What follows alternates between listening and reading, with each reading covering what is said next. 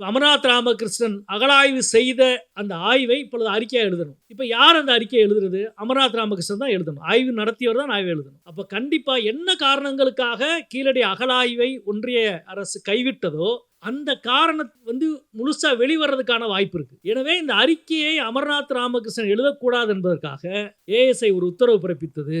முதல் 2 ஆண்டு கீழடியிலே நடந்த அகழாய்வை அறிக்கையாக எழுதுகிற பொறுப்பை ஸ்ரீலட்சுமி என்ற ஆய்வாளரிடம் ஒப்படைத்தார். இந்த ஸ்ரீராமன், ஸ்ரீலட்சுமி இந்த 2 பேரும் முக்கியமானது. அகழாய்வை இழுத்து மூடுறதுக்கு ஸ்ரீராமன் அனுப்பி இழுத்து முடியாச்சு. அறிக்கையை என்ன செய்யணுமோ அதை செய்வதற்காக ஸ்ரீலட்சுமி என்ற அதிகாரியை அவர்கள் நியமித்தார்கள். அப்பொழுதுதான் நீதிமன்றத்துக்கு வழக்கு தாக்கல் செய்யப்பட்டு எங்க அகழாய்வு நடத்தினவர் உயிரோடு இருக்காரு. அகழாய்வு நடத்தின துணை பொறுப்பா அகழாய்வு அதிகாரிகள்லாம் இருக்கிறாங்க. சம்பந்தமே இல்லாம ஒருத்தர் எப்படி அந்த அறிக்கை எழுத முடியும் என்று நீதிமன்றத்துக்கு போய் நீதிமன்றம் தான் அகழாய்வை நடத்திய அமர்நாத் ராமகிருஷ்ணன் தான் அறிக்கை எழுத வேண்டும் என்ற உத்தரவு போட்டது.